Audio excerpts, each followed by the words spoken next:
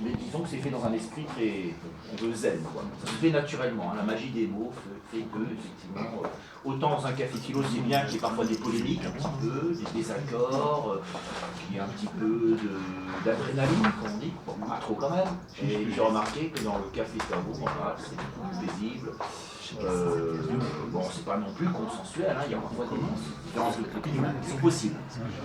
Donc c'est pas seulement le fond qui est différent, le fond, bon, c'est la découverte de la culture asiatique, orientale, là en l'occurrence le bouddhisme, mais toujours en rapport, en résonance avec l'Occident.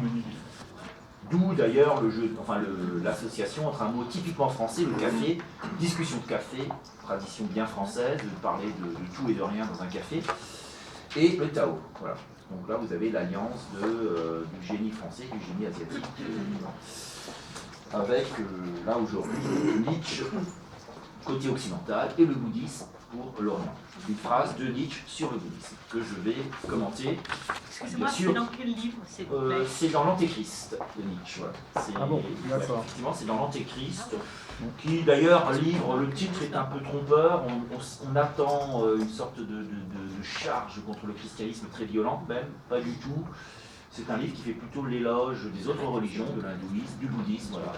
Et qui s'en prend à Paul, qui s'en prend pas au Christ, mais qui s'en prend à Paul, au christianisme officiel, voilà. Et non pas au Christ lui-même. Mais Jean-Luc, oui. Anté, ça ne veut pas dire anti, ça veut dire avant. En plus, oui, c'est vrai. Mais souvent on dit que l'antéchrist, ça serait quand même une figure diabolique. Hein.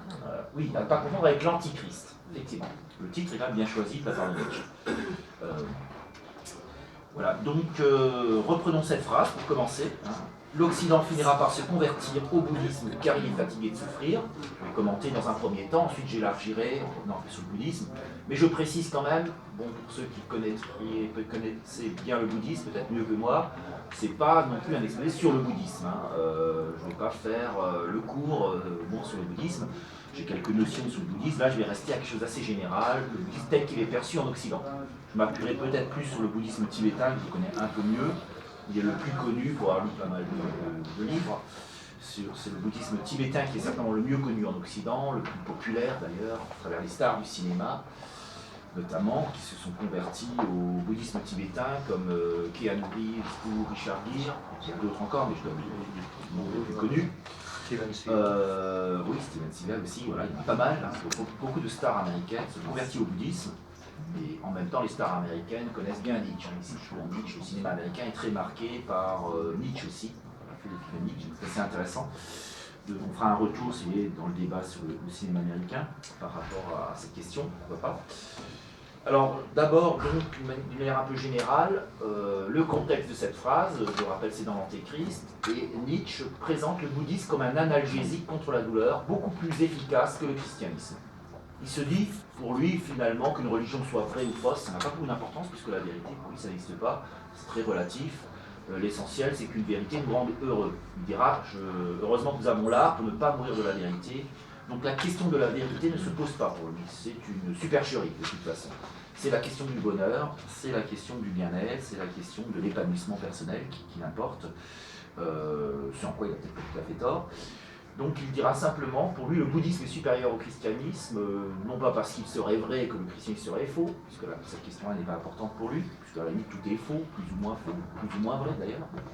Tout dépend de notre point de vue, c'est sa conception de la vérité en tout cas, qui est discutable bien sûr, mais je ne vais pas parler de ça maintenant, on peut y revenir dans le débat si vous voulez. Donc pour lui le bouddhisme est supérieur parce qu'il est plus efficace pour permettre aux êtres humains de ne pas souffrir. Parce qu'il ne nous promet pas le bonheur pour l'au-delà. Il nous dira finalement la sagesse c'est d'atteindre le nirvana, c'est-à-dire l'extinction du désir.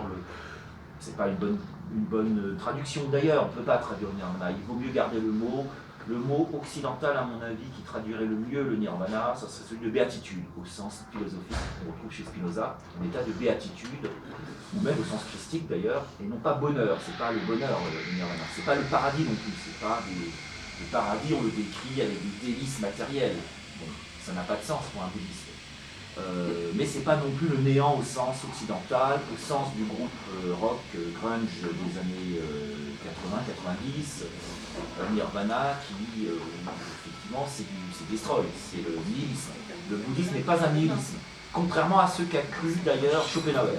Nietzsche a rectifié Schopenhauer. Nietzsche a été plus cohérent, plus conséquent que Schopenhauer sur le bouddhisme, il me semble. Il a bien vu que le bouddhisme n'était pas un nihilisme, c'était plutôt une philosophie de la tranquillité, une philosophie de l'apaisement pour aller mieux, une thérapie. Voilà. Il a compris la dimension thérapeutique du bouddhisme. C'est pour ça qu'il le présente comme un analgésique contre la douleur, un analgésique moral. La douleur physique, évidemment, on a des médicaments. Pour la douleur morale, on n'a pas grand-chose. En tout cas, à l'époque de Nietzsche, on n'avait quasiment rien, puisque la psychanalyse n'était pas encore née. Elle va apparaître un peu après. Enfin, elle est à peu près contemporaine avec la mort de Nietzsche, d'ailleurs, ou en tout cas la folie de Nietzsche. On peut même regretter que Nietzsche n'ait pas connu la psychanalyse avant d'être interné dans son aide psychiatrique. Ça aurait peut-être changé la donne. C'est ce qu'écrit d'ailleurs un psychiatre américain, Irving Yalom, dans Le jour où Nietzsche pleura. Et donc pour Nietzsche, il a une certaine admiration pour ces philosophies orientales, surtout pour l'hindouisme, surtout pour le système des castes, il faut bien le dire, hein, pour l'hindouisme dans ce qui est la le plus dur, son côté très hiérarchique. Bon, plus, il connaît mieux l'hindouisme d'ailleurs que le bouddhisme, mais il dira qu'au moins le bouddhisme va soulager nos souffrances terrestres, parce qu'il a l'honnêteté de ne pas nous promettre un paradis où il y aurait du bonheur après. Le cycle des réincarnations nous fait souffrir parce que la vie est souffrance, hein, pour le bouddhisme. Il faut quand même rappeler, je rappellerai au passage quand même les 4 nobles vérités du bouddhisme qui vont expliquer pourquoi il va nous soulager ici et maintenant, si je puis dire. La vie est souffrance pour le bouddhisme, donc une constatation plutôt pessimiste. Elle n'est pas que souffrance évidemment, mais elle est souffrance, ce qui plaira beaucoup à Schopenhauer d'ailleurs, qui est un grand pessimiste. Deuxième noble vérité, je résume évidemment, la cause de la souffrance, c'est l'ignorance, mais l'ignorance au sens de dukkha, c'est l'ignorance au sens du désir et de l'illusion, l'ignorance spirituelle. C'est pas simplement le fait d'être analphabète, c'est l'ignorance au sens spirituel, métaphysique, de s'identifier à ce qui n'est pas, s'identifier à son ego notamment. L'illusion suprême pour un bouddhiste, c'est de croire qu'on est quelque chose, alors qu'on n'est rien, ou pas grand-chose en tout cas qu'on est quelque chose de très relatif. Et ce qu'on retrouve d'ailleurs dans l'idée de la réincarnation, on oublie ce que nous avons vécu, on ne sait pas véritablement qu'est-ce qui se réincarne, quelque chose, une étincelle divine. C'est pas au sens occidental où on va se réincarner tel quel, non, c'est plus subtil que ça. J'aime beaucoup la métaphore pour essayer cette deuxième vérité qui intègre la réincarnation. On ne connaît pas ses vies antérieures, sauf effectivement si on est un sage, un Bouddha. Le Bouddha, c'est celui qui prend connaissance de ses vies antérieures, une sorte d'illumination. C'est arrivé à Siddhartha Gautama, dans sa position du lotus, avant de devenir le Bouddha. Il a fait une régression de ses vies antérieures, il a relativisé toutes ses vies, il a vu ses erreurs, aussi ses succès, et donc il s'est libéré effectivement de son karma en prenant conscience de ce qu'il avait vécu. Et ça, c'est pas donné à tout le monde, potentiellement oui, mais on a tous la bodhéité en nous pour les bouddhistes, mais bon, peu de gens arrivent à la réaliser dès leur première incarnation en tout cas. D'où la nécessité de revenir, de se réincarner. Et j'aime beaucoup l'image que donne Sogyal Rinpoche, qui est le bras droit du Dalai Lama, dans son livre sur le bouddhisme. Il explique que finalement, pour comprendre la réincarnation, il faut imaginer un collier de perles. Le fil du collier, c'est notre identité spirituelle essentielle.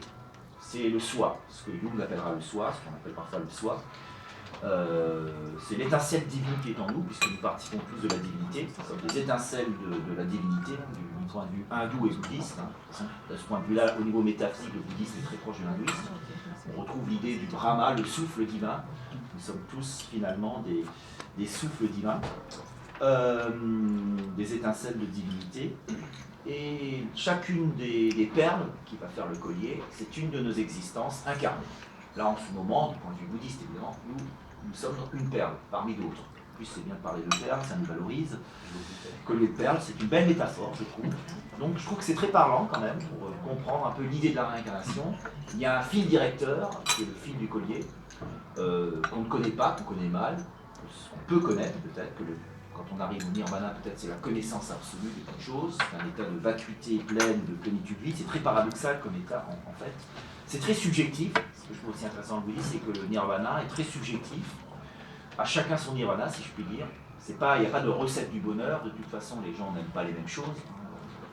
quand on a des descriptions du paradis, par exemple des descriptions chrétiennes, d'anges qui vont chanter toute la journée, ça peut être agaçant à la fin quand même, toute l'éternité. Bon, on ironise là-dessus, évidemment, c'est une métaphore.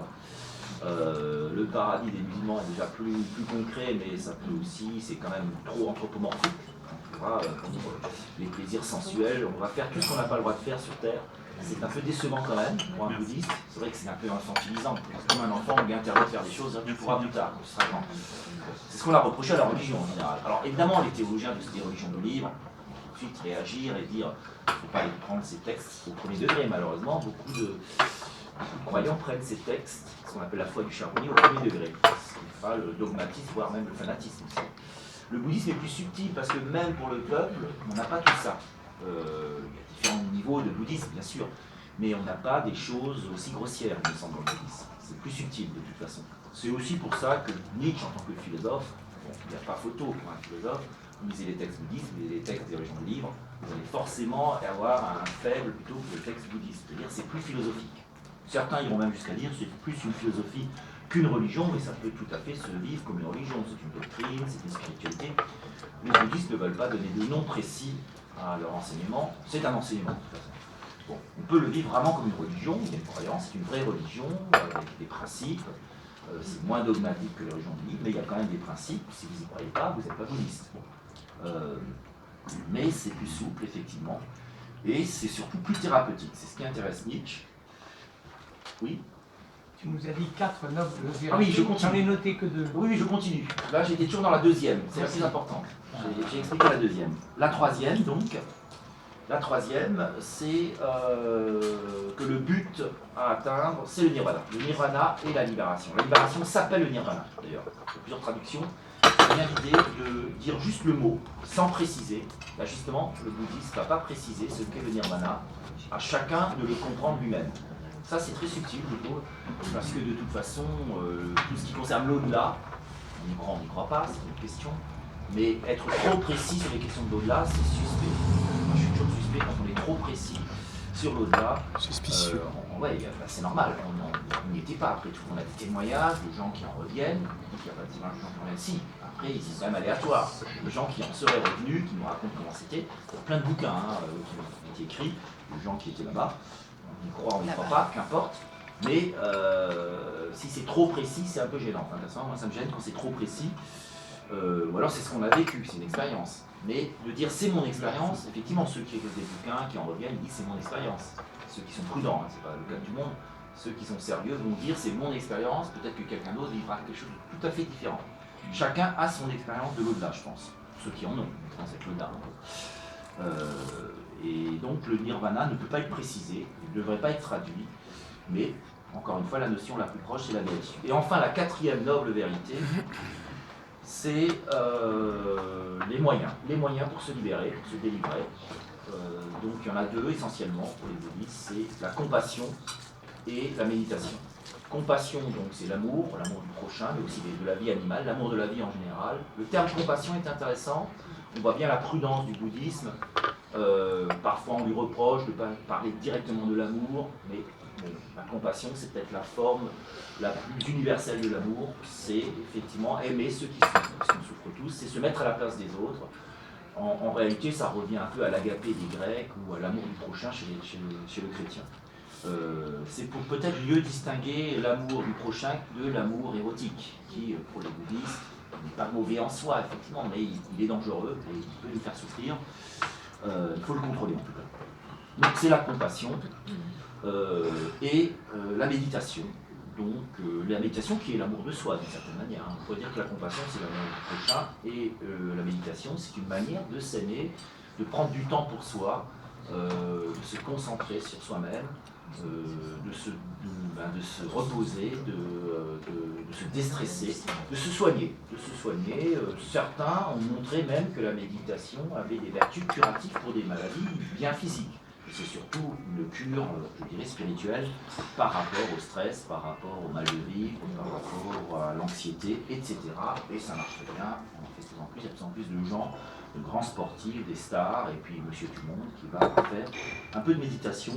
Là encore, les bouddhistes sont très larges, tout est bon à la limite, hein. Il n'y a pas de méthode privilégiée, il y aura le zazen dans le bouddhisme zen, il y aura différents types de méditation, la méditation indienne, la sophrologie, etc. Des méthodes typiquement occidentales, psychologiques, pour un bouddhiste, ça n'a pas d'importance, l'important c'est de méditer. Donc pratiquer l'amour et méditer. Vous voyez que finalement, c'est pour ça qu'on a fait souvent du bouddhisme une philosophie, il n'y a rien de religieux au sens traditionnel du terme. Il n'y a pas de culte, alors effectivement, les bouddhistes qui se disent bouddhistes, ils vont au temple, il y a quand même des prières, mais dans les 4 nobles vérités, tout ça n'est pas précisé. C'est exclusivement philosophique, si je puis dire. Une philosophie spirituelle, bien sûr, puisqu'il y a l'idée de la réincarnation. Encore que la réincarnation, vous aurez remarqué que dans les 4 nobles vérités, en tant que telle, la réincarnation n'est pas directement impliquée. Le Bouddha aurait même dit que si vous ne croyez pas à la réincarnation, c'est pas grave, c'est pas essentiel. C'est quand même le corpus, c'est le corpus hindouiste que le bouddhisme a repris. Pour repréciser les choses par rapport à l'hindouisme, pour aller vite, le bouddhisme c'est de l'hindouisme plus humaniste, avec, comment dirais-je, la suppression de l'idée de hiérarchie de caste, système de caste. Le Bouddha a décidé d'ouvrir la religion à tout le monde, aux pauvres et aux femmes, alors que dans l'hindouisme, bon, seuls les hommes pouvaient être des prêtres. Dans le bouddhisme, il y a beaucoup de nonnes qui sont vénérables, vénérables femmes, de plus en plus d'ailleurs.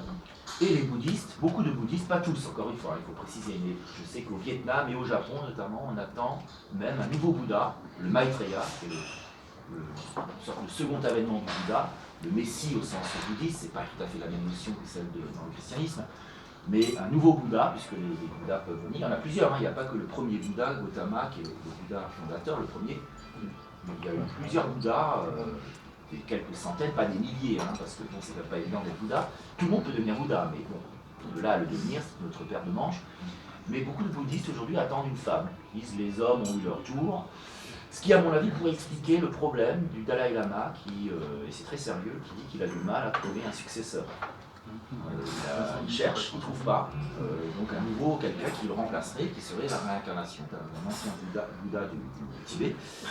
Peut-être parce que justement dans le bouddhisme tibétain, je ne suis pas sûr, mais je crois savoir que c'est peut-être, c'est pas un reproche, c'est une tradition, c'est patriarcal quand même, je crois que le Bouddha, enfin le Dalai Lama doit être un homme, ça a toujours été un homme, jusqu'au Dalai Lama, donc peut-être qu'il faudrait une petite réforme, et puis peut-être qu'il ne trouve pas parce que, enfin c'est une idée, parce qu'il devrait attendre une femme. Mais comme il est très ouvert, je pense que ça ne lui poserait pas plus de problèmes que ça, d'admettre que son successeur doit être une femme. Enfin, c'est ma vision des choses. Mais c'est très sérieux, surtout au Japon, beaucoup de bouddhistes attendent plutôt une femme, ce qui me semble assez logique par rapport à l'ère du temps, l'ère du Verseau. Ouais, je crois pas, excuse-moi, Jean-Luc, je crois pas qu'ils choisissent en fait. Non, C'est-à-dire que la réincarnation d'un Bouddha. Ah non, mais je ne parle pas de choisir, oui, je parle simplement qu'il se pourrait que la réincarnation du Bouddha soit une femme. Et que malheureusement, si on cherche un homme, on peut toujours chercher, on ne trouvera pas. Ce qui peut expliquer qu'il puisse y avoir un blocage au niveau de la. On ne trouve pas la bonne personne, quoi. Parce qu'on ne cherche pas là où il faut, on ne cherche pas chez les femmes. Dans ce cas précis, peut-être du Dalai Lama. C'est possible, puisque c'est un bouddhisme très ancien, avec un système quand même assez patriarcal, comme la plupart des religions d'ailleurs.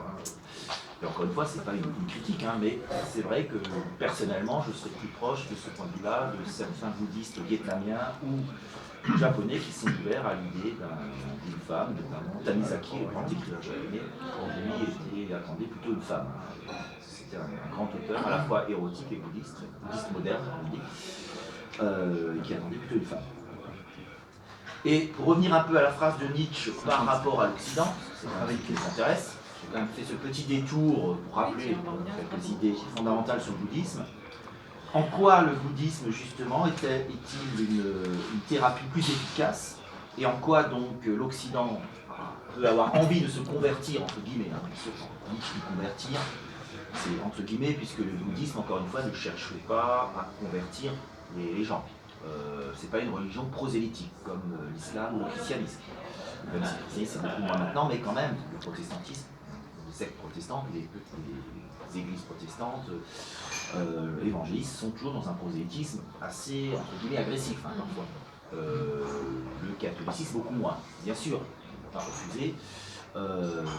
l'islam plus que le catholicisme, au moins autant que le protestantisme. Donc le bouddhisme, pas du tout. Ça ne veut pas dire que les bouddhistes ne sont pas prêts à recevoir des gens qui veulent devenir bouddhistes, mais comme Mathieu Ricard, il y a de nombreux Français quand même qui se convertissent au bouddhisme. Bien sûr qu'ils vous accueillent les bras ouverts, mais la démarche est très subtile encore une fois. Alors là j'ai eu un petit exemple vécu qui m'avait beaucoup touché. C'était, je crois, l'année dernière, un bonze qui était dans la rue à Vincennes et il n'avait rien, il avait juste sa toge safran. C'était un Français d'ailleurs, un converti, quand même, de son naturalisme, et il souriait aux gens et c'est tout. Et les gens allaient vers lui et on pensait qu'il allait lui donner une invitation pour une conférence, faire un peu de prosélytisme quand même. Après tout, hein, s'il le fait gentiment, c'est pas interdit non plus, hein, donner des tracts pour aller à des conférences. Nous on fait bien du prosélytisme au Café Tao un petit peu, peut-être pas assez, mais voilà, je rigole. Mais il n'y a rien de mal en soi dans le prosélytisme. Mais justement, je trouvais ça super parce qu'il souriait juste aux gens et puis il rigolait parce que les gens venaient lui demander même, mais il ne donnait rien. Il se contentait d'un sourire. Il parlait pas non plus, il souriait juste. Mais les gens comprenaient. Et moi j'ai trouvé ça très bien, quoi. Parce que voilà, il donnait, parce que l'Église insiste beaucoup sur le fait d'être présent, de vivre dans l'instant présent, un peu comme dans la philosophie d'Épicure, puis de sourire, d'être bienveillant, simplement d'être là, d'apporter son sourire. Le message était passé, puisque les gens savaient bien que c'était un bouddhiste, hein, puisqu'il était dans la tenue traditionnelle du bouddhisme, mais il était là. Je ne sais pas combien de restier d'ailleurs. Mais ça, j'ai trouvé ça très, très bien. Puisque finalement, je pense que c'est la bonne attitude. On est là pour ceux qui en ont besoin. On fait savoir qu'on est là, qu'on existe évidemment quand même. Après, c'est aux gens de faire la démarche. D'aller effectivement vers eux, les chercher, ça a un côté que les bouddhistes trouveront, c'est contraire au principe du lâcher-prise en quelque sorte. Un des grands principes bouddhistes, c'est quand même le lâcher-prise, ne pas être dans le désir trop excessif, laisser venir les choses. On retrouve aussi dans le Wu Wei chinois, taoïste, c'est ce qui explique peut-être aussi le succès du bouddhisme en Chine, parce qu'il y avait quand même la base taoïste qui était assez propice au bouddhisme. Et d'ailleurs, les deux spiritualités ne se sont jamais combattues, elles se sont amalgamées assez facilement. On pouvait être taoïste et bouddhiste en même temps. Bouddhiste d'ailleurs au Japon, on est shintoïste et bouddhiste en même temps. En Asie, ça pose aucun problème. On peut être bouddhiste et autre chose en même temps. On va être bouddhiste par exemple pour les mariages, pour la naissance, cérémonie de naissance, cérémonie mortuaire surtout, parce que là les bouddhistes sont très, ils ont énormément de choses super intéressantes, je trouve, sur le passage dans l'autre monde. C'est la religion, à mon avis, qui est la plus complète sur ce plan-là, notamment un très beau livre de Rinpoché sur le passage dans l'autre monde, le monde de l'agonie. Là, c'est vraiment très très intéressant. Et je trouve que toutes les religions devraient s'en inspirer. Bien sûr, elles ont chacune leur rituel qui s'en rapproche plus ou moins. Mais c'est beaucoup plus complet dans le bouddhisme, il me semble. Ça va très loin, quoi. Et il me semble que c'est très important. Le livre dont tu parles, c'est le livre des morts, voilà. De Sogyal Rinpoché. Sogyal Rinpoché, voilà. Le livre des morts de Sogyal Rinpoché, voilà. Très très beau livre. Hein. Assez épais, hein. Voilà. 700 pages, mais il se lit très bien avec plein de méthodes. Ça vaut le coup de lire. Ça vaut le coup de lire avant de passer dans l'autre monde. Sur un quart. Donc, en deuxième partie, enfin, dans un troisième temps, on va dire, je vais plutôt maintenant terminer, lancer le débat, actualiser un peu cette phrase par rapport à ce qui se passe aujourd'hui, montrer en quoi elle est prophétique. Voilà. Nietzsche, comme tous les grands intellectuels, avait une dimension prophétique. Elles sont représentées comme une sorte d'électron libre, à moitié fou, enfin il va mourir fou d'ailleurs, mais déjà un peu fou dans un sens. Hein. C'est le philosophe à coup de marteau, il est intuitif, c'est un poète plus qu'un philosophe d'une certaine manière. C'est pour ça qu'il plaît bien, surtout aux jeunes, aux adolescents, dans les lycées. C'est le philosophe préféré de tous les élèves, hein, j'ai remarqué. Parce que il déménage, il est révolutionnaire, il est révolté contre le système, il critique tout, donc ça plaît aux jeunes.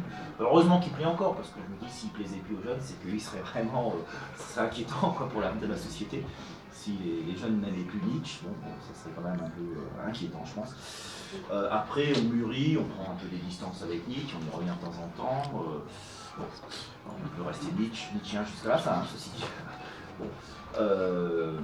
Mais sa phrase me semble assez juste parce que l'Occident, c'est pas que l'Occident, on pourrait dire que c'est le monde entier, mais lui il parlait de l'Occident, il a réalisé à son époque que l'Occident en avait marre de souffrir, d'où le nihilisme. Ce qu'il appelle le nihilisme, c'est une conséquence du refus de souffrir, puisqu'il y a eu énormément de guerres, des guerres de religion, etc.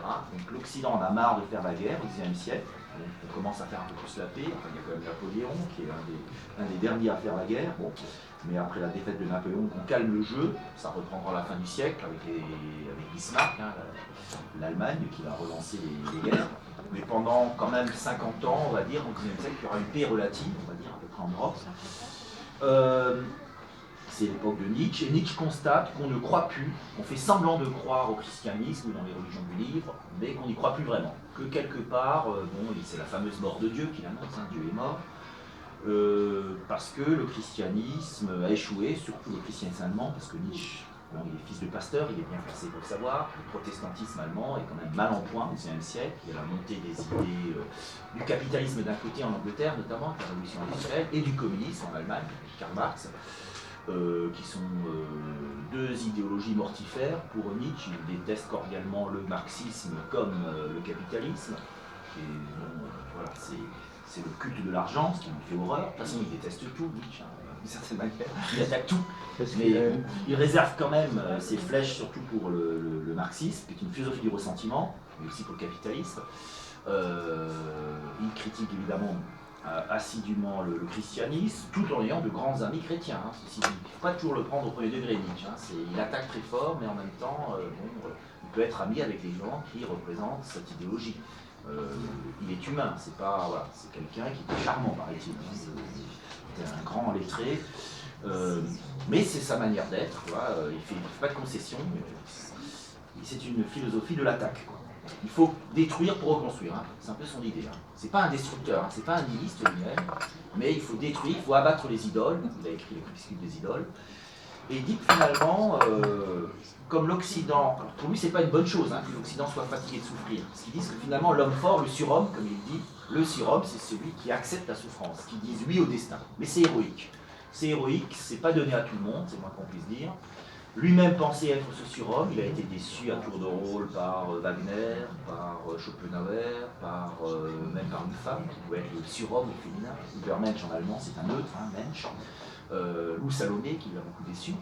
De là lui viendra d'ailleurs sa misogynie, hein, puisqu'il va avoir pas mal de galères avec les femmes, enfin bref. Donc il va s'intéresser à l'Orient, c'est une sorte de consolation pour lui, au bouddhisme. Mais il reconnaît que c'est une sorte de moindre mal, voilà, le bouddhisme. C'est pas l'idéal UTT, effectivement, le culte du surhomme, mais il n'y croit plus à la fin de sa vie. Donc il se dit finalement, bon, puisque c'est foutu d'une certaine manière pour l'humanité, autant devenir bouddhiste, quoi. Enfin, ce qu'il ne le fera pas, il n'aura pas le temps de le faire, mais autant devenir bouddhiste, au moins, on une philosophie d'apaisement. Lui ne croit pas forcément dans un au-delà, on ne sait pas trop, hein. Il n'est pas athée non plus. Je ne sais pas trop quelles sont ses croyances métaphysiques, l'éternel retour, c'est très indien d'ailleurs. Il semblerait qu'il ait cru à une sorte de réincarnation mais matérielle. C'est très compliqué, c'est ce qu'on appelle l'éternel retour. Hein. C'est-à-dire qu'à un moment donné, toutes les combinaisons chimiques sont épuisées, donc vous n'avez pas le choix, vous allez être obligé de revenir exactement comme vous étiez. C'est-à-dire peut-être que pour Nietzsche, cette scène-là, on l'a déjà vécue il y a quelques milliards d'années. Voilà. Une fois que toutes les combinaisons sont épuisées, de toute façon, on revient au même. C'est une idée assez particulière, bon, qui fait partie d'une tradition matérialiste indienne. Hein, parce qu'il n'y a pas que le mysticisme. Hein, dans la pensée indienne, elle est très riche. Il y a aussi des branches matérialistes qui ne sont pas 100% matérialistes, mais qui conçoivent la réincarnation d'une manière purement physique. Quoi. Comme quand on dit que tu retournes à la Terre, effectivement, on se transforme quelque part, même pour un athée, on se réincarne d'une certaine manière, en fleurs ou en... puisque notre matière première, elle est réutilisée. Mais pour Nietzsche, à un moment donné, c'est tellement réutilisé, tellement souvent qu'on retombe sur la même formule. Il faut être patient. Hein. C'est une idée un peu assez spéciale d'ailleurs. Je ne suis pas sûr d'avoir parfaitement comprise, hein, parce qu'on l'a interprété dans tous les sens, cette idée de l'éternel retour. Bon. Donc le bouddhisme est tout à fait dans l'air du temps aujourd'hui, c'est vrai, par rapport à cette fatigue de souffrir. Qu'est-ce qu'on cherche à fuir? C'est la souffrance, pas seulement physique, hein, bien sûr, la souffrance physique essentiellement, mais elle a toujours existé, mais la souffrance morale surtout. La souffrance morale, la culpabilité, le chagrin d'amour, etc. Donc une période où il y a beaucoup de souffrance morale. D'ailleurs, l'Europe et la France en particulier est le plus grand consommateur d'antidépresseurs. Donc il est clair que beaucoup de gens, sans se convertir au bouddhisme, encore une fois, laissons entre parenthèses ce mot de conversion qui est trop fort, beaucoup de gens s'intéressent au bouddhisme, sont sympathisants du bouddhisme, en tout cas par exemple, et on est très nombreux, beaucoup d'intellectuels, les nouveaux philosophes finalement, là où ils sont les plus intéressants, parce qu'ils ne sont pas toujours, c'est quand ils parlent du bouddhisme. Ils ont tous la même chose, Luc Ferry, André Gaston, bien d'autres. Là, ils sont d'accord pour dire que c'est quand même une pensée intéressante pour notre siècle, pour notre époque, de mal de vivre. Donc on cherche à se consoler. Et après tout, c'est mieux que de s'étriper, et que de se suicider, et que de tomber dans la dépression. Donc encore une fois, pour Nietzsche, il n'est pas pour le bouddhisme, puisque lui-même il est pour un autre idéal, qui n'a pas réussi, mais il dit que par rapport aux autres religions, c'est quand même celle qui est